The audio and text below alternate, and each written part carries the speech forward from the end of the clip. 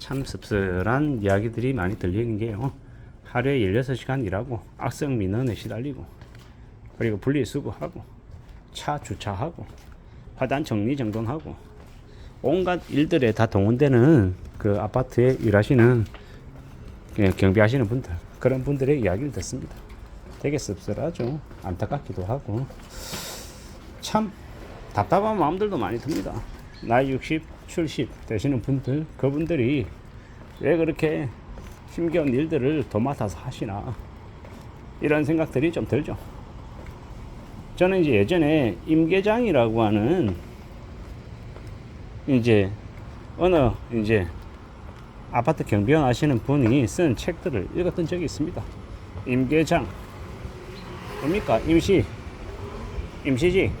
계약직, 장은 제가 잘 모르겠습니다. 갑자기 생각이 안 나는데요.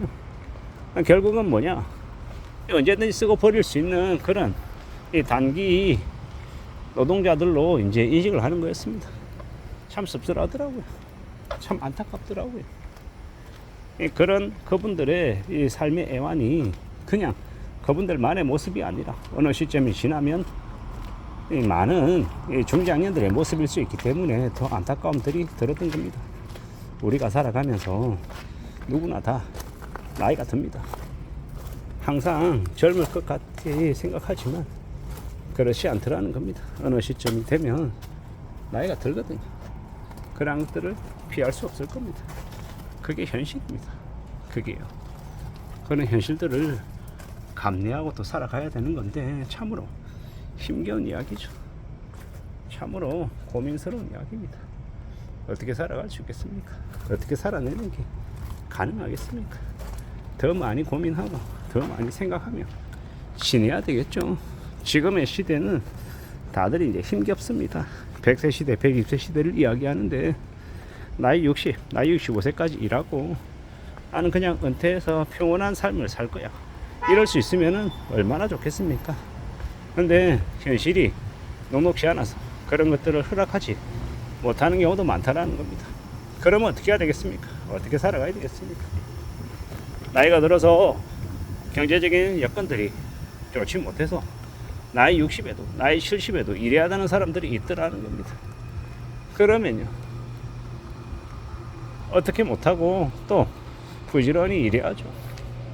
그리고 이제 아파트 경비원이든 무슨 일이든 가리지 않고 해야 될 겁니다. 근데 그런 일조차도 있잖아요. 내가 하고 싶다고 아무나 다 시켜주는 게 아니죠. 요즘 시대에는 일하려고 하는 사람들이 차고 넘쳐서 너 말고도 일할 사람 많다, 이렇게 젊은 놈들 중에서도 나이 드신 어르신들을 가스라이팅하고 괴롭히는 놈들이 너무도 많아서 사는 것게 되게 전쟁이더라고요. 되게 힘겹고요. 그런 것들을 잘 좀 따져보며 움직여 나가야 될 것 같습니다. 영원히 오래오래 내 자리가 이렇게 확보가 될 것 같지만 그렇지 않더라는 겁니다. 우리가 살아가는 삶이, 우리가 살아가는 인생이 우리의 바람, 우리의 생각과 전혀 다르게 흘러가는 경우가 무지하게 많더라는 겁니다. 어떻게 해야 되겠습니까? 그걸 인정하고 그걸 받아들이고 살아가야 되는 거죠. 냉정할 줄 알아야 된다라는 말을 좀 하고 싶었던 겁니다. 냉정해져라. 냉정하게 세상을 내다봐라. 네가 생각하는 것, 네가 바라는 것들이 이루어지지 않는 경우가 너무도 많을 것이다. 그렇기 때문에 좀 더 살피고 좀 더 따져보며 지낼 각오를 해라. 그게 훨씬 더 안전하게 살아가는 길일 것이다 라고 말하고 싶은 거죠. 냉정해질 필요가 있다라는 거. 그리고 스스로 어떻게 살지에 대해서 질문을 계속해야 된다라고 저는 보는 겁니다. 질문하라.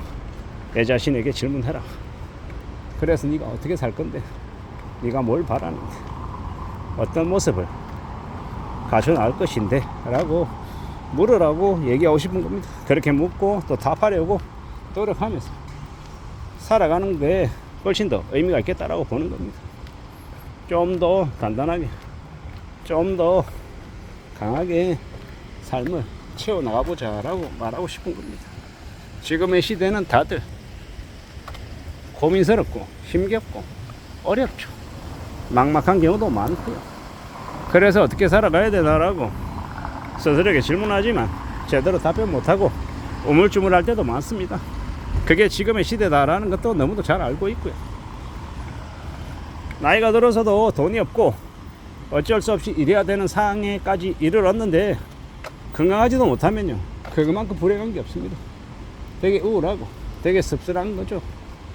그리고요, 그런 생각도 해봅니다. 자신이 건강하고 또 일하는 것, 노동하는 삶에 대해서 나름 의미도 부여하고 그런 생활을 서스럼 없이 할 줄 아는 사람들, 그런 사람들은 또 삶을 또 잘 또 헤쳐나갑니다. 고마워하고 감사해야 하며 말입니다. 우리가 그런 것들도 잘 좀 배울 필요가 있다라고 생각합니다. 그리고 아무리 성실하게 착실하게 살아간다 하더라도 나이 드시고 고생 많이 하는 분들을 악하게 나쁘게 몰아붙이고 가스라이팅하는 악인들은 좀 많이 혼나야 된다고 생각합니다.